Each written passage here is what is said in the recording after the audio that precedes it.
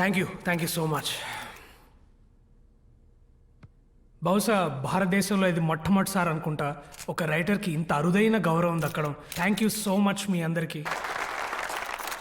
ఏంటో చదివినా అర్థం లేని జీవితం, ఆఖరి పేజీ లేని పుస్తకం రెండు వ్యర్థమే అని. ఈ విషయంలో అది కరెక్ట్ కాదు.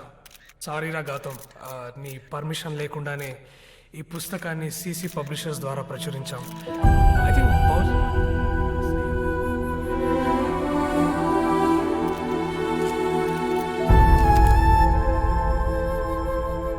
without any further delay, I invite my brother, the world famous lover himself, Gautam.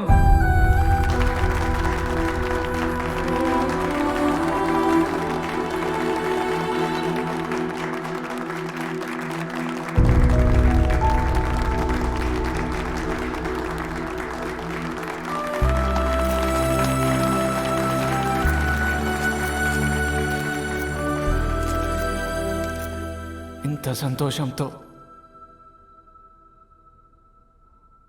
ఒక కథ ముగింపు వినడానికి ఎదురు చూస్తున్న ఇన్ని మొహాలు.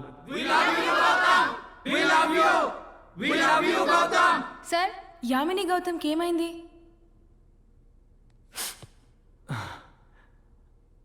గౌతమ్ జైలు నుంచి బయటికి రాగానే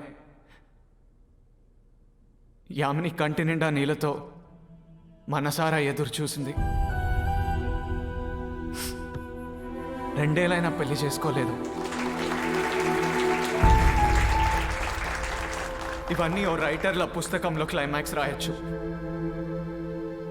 కానీ ఇది పుస్తకం కాదు, ఇది నా జీవితం. మీరు ఈ వరల్డ్ ఫేమస్ లవర్ పుస్తకంలో చదివిన యామిని గౌతమ్ల కథ మా కథ. నిజ జీవితంలో ఎవరు వెయిట్ చేయరు. మనం తప్పులు చేస్తే వాటితోనే బ్రతకాలి. కంప్యూటర్లో ఉన్నట్టు లైఫ్కి బ్యాక్ స్పేస్ బటన్ ఉండదు. నచ్చంది డిలీట్ చేసి వెళ్ళి నచ్చినట్టు తిరిగి రాయడానికి. యామిని నాకున్న ఒకే ఒక్క ఫ్యామిలీ. మా అమ్మా నాన్నల కంటే తనతోనే ఎక్కువ జీవితం గడిపాను. రైటర్ అవుదామనుకున్నప్పుడు తోడుగా ఉంది. ఈ 1 year నువ్వు నాకు సపోర్ట్ చేస్తావా?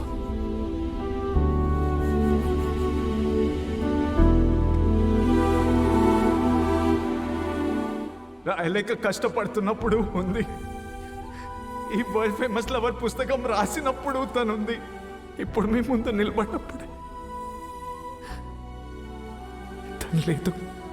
ఇప్పుడు తను తన సొంత ఫ్యామిలీతో ఎక్కడో ఉంది. I miss her.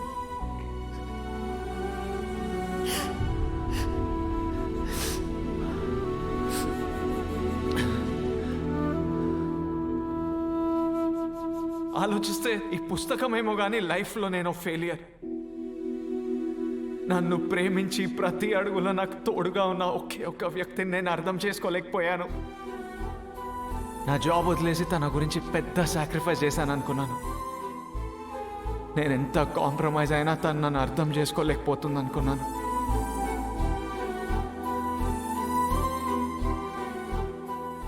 ఆ సీను సువర్ణల కథ రాసినప్పుడు, సీను స్మితాన్ని వదిలేసి తిరిగి తన భార్య దగ్గరకు వచ్చినప్పుడు సీను పెద్ద కాంప్రమైజ్ అయ్యాడనుకున్నా. ఆ కాంప్రమైజ్ ఓ రైటర్లా నా నుంచి వచ్చింది అనుకున్నా. కాంప్రమైజ్ ఉన్నది సీనులో కాదు, సువర్ణలో. కాంప్రమైజ్ ఉన్నది నాలో కాదు, యామినిలో. ప్యారిస్ కథలో గౌతమ్ ఈజాకి కళ్ళు సాక్రిఫైస్ చేసినప్పుడు ఆ సాక్రిఫైస్ నా నుంచి వచ్చింది అనుకున్నా.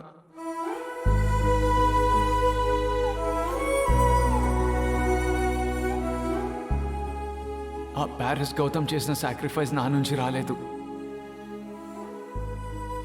యామిని నుంచి వచ్చింది. ఎందుకంటే యామిని తన ఇల్లు, ఫ్యామిలీ అన్నీ నా మీద ప్రేమతో వదిలేసి వచ్చింది. ఏ ప్రేమ కోసం తను నా దగ్గరకు వచ్చిందో ఆ ప్రేమ నేను చూపించడం మర్చిపోయినా తను నన్ను అమ్మలా చూసుకుంది. And then one day it became too late. నేను రాసిన కథలు, అందులో ఉన్న పాత్రలు, వాళ్ళు చేసిన సాక్రిఫైస్, కాంప్రమైజ్, ప్రేమలో ఉన్న దైవత్వం అన్నీ నేను యామినితో గడిపిన లైఫ్ నుంచి వచ్చింది. ఈ పుస్తకానికి ఉన్న వరల్డ్ ఫేమస్ లవర్ టైటిల్ నాది కాదు, యామినిది. నాకు నా వరల్డ్ ఫేమస్ లవర్ యామిని. నాకున్న ఒకే ఒక్క కోరిక, తను ఎక్కడున్నా సంతోషంగా ఉండాలి. Thank you.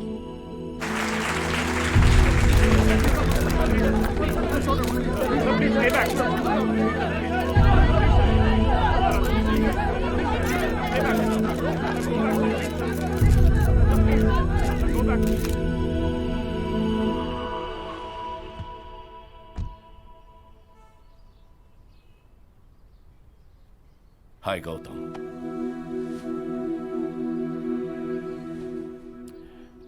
నువ్వు చెప్పింది కరెక్ట్. నేను డబ్బును ప్రేమించాను, నో రిగ్రెట్స్. ఆ డబ్బుని ప్రేమించే పిచ్చిలో నా భార్య అనారోగ్యంగా ఉంటే పట్టించుకోలేదు. తను చనిపోయింది. ఆ బాధకి, ఆ పెయిన్కి నే అర్హుణ్ణి. కానీ మీరిచ్చే ఈ బాధకి నేను అర్హుణ్ణి కాను. నేనేదో మారిపోయాను, మిమ్మల్ని అర్థం చేసుకున్నాను అని చెప్పడానికి రాలేదు ఇక్కడికి. ఈ పెయిన్ నుంచి నన్ను దూరంగా పెట్టమని చెప్పడానికి వచ్చాను. నువ్వు జైలు పాలయ్యావని తెలిసిన మరుక్షణం తను పెళ్లిపీటల మీద నుండి లేచొచ్చేసింది. నువ్వు శిక్ష అనుభవిస్తుంటే తను సంతోషంగా ఉండలేనని తనకి తాను 2 ఏళ్లు ఇంటికి పరిమితం చేసుకుంది. ఆ 2 ఏళ్లు చీకట్లో బతికింది. తను చేయని తప్పుకి నీతో పాటు శిక్ష అనుభవించింది. నిన్ను కలిసే అంత ఆత్మస్థైర్యం కూడా నా కూతురికి లేకపోయింది. అదేంటి, తను ఎక్కడున్నా సంతోషంగా ఉండాలా? అలా ఎలా కోరుకోగలుగుతావు? ఇలా సంతోషంగా ఎప్పటికీ తను ఉండలేదు. నన్ను ఒంటరిగా వదిలేయండి. Just leave me alone.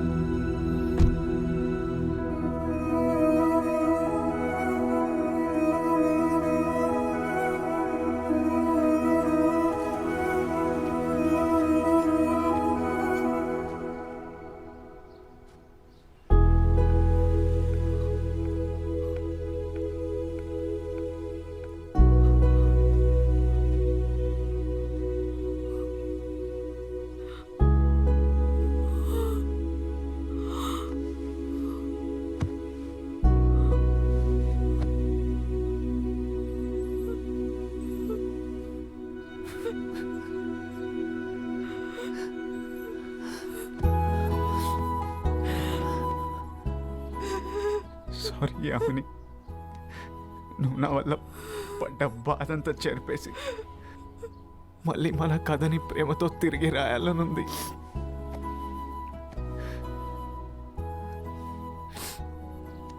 ఇంటికి రూట్ తెలుసా గౌతమ్? Let's go home.